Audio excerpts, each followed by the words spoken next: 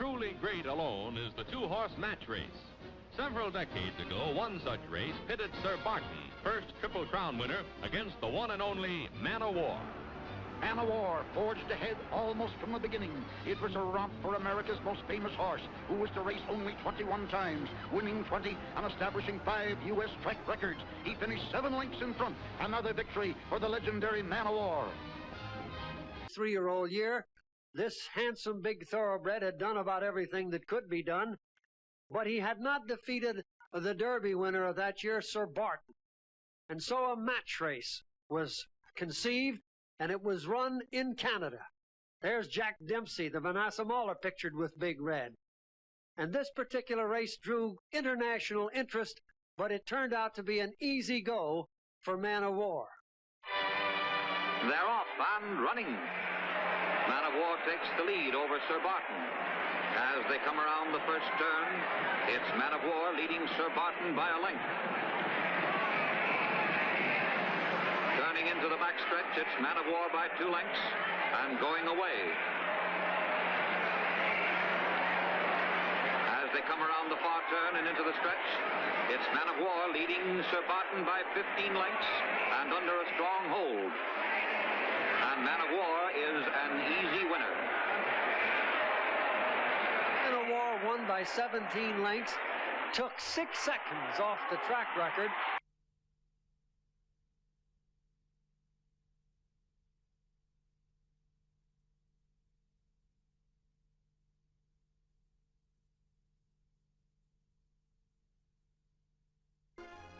For prime concern of the Jockey Club is the thoroughbred horse, whether on the racetrack or on the breeding farm. The bloodline of grand old Man of War and his descendants is more significant than the records of his victories on the turf. With no more worlds left to conquer, Man o' War was retired by his owner to stand stud in Kentucky. The world had not forgotten the grand old man of racing. In 1938, on Samuel Riddle's Faraway Farms in Lexington, Kentucky, a tall red horse, standing over 16 hands high, sauntered casually toward the barn. He was to be the guest of honor at his own 21st birthday party. In the horse world, that tender age would have qualified Man o' War for Social Security in the human age equivalent. Without a doubt, one of the greatest racehorses of all time, he nodded with approval at the twin birthday cakes present in his honor. Big Red seemed to know that the party was for him and that the humans present had gathered to pay homage once more to his undisputed greatness.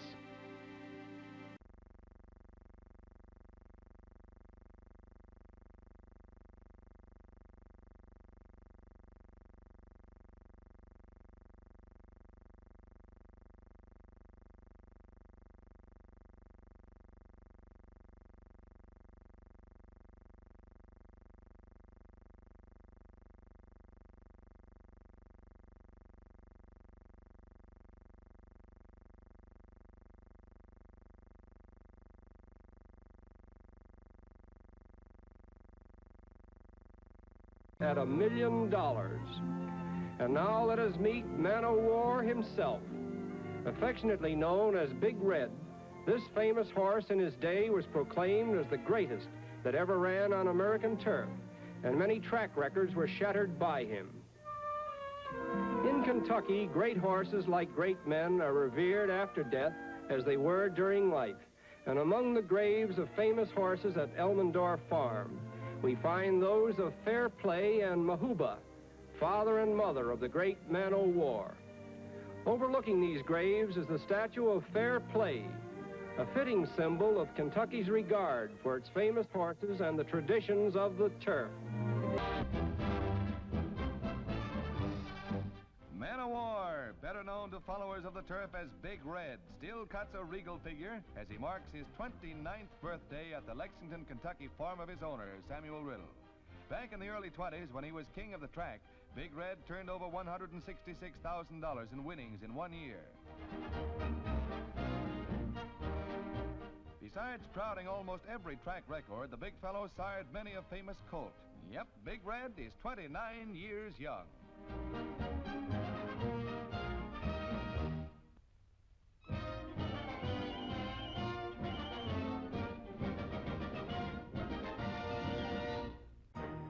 Originally named My Man of War by Belmont's wife, the auctioneer dropped the My and sold, and now they had an equine hero as well.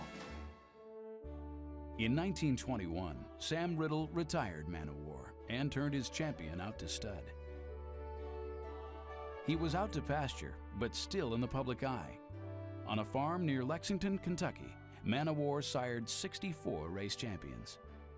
Man of War was really bigger than a racehorse. He really was a national hero. People literally went down to Kentucky, where Man of War was retired, to see Man of War. They had a casket that was lined with the colors of Mr. Riddle's silks, and 8 or 10 dignitaries spoke, talking about not only his importance as a racehorse to the racing community, but his influence as a tourist attraction to the city of Lexington.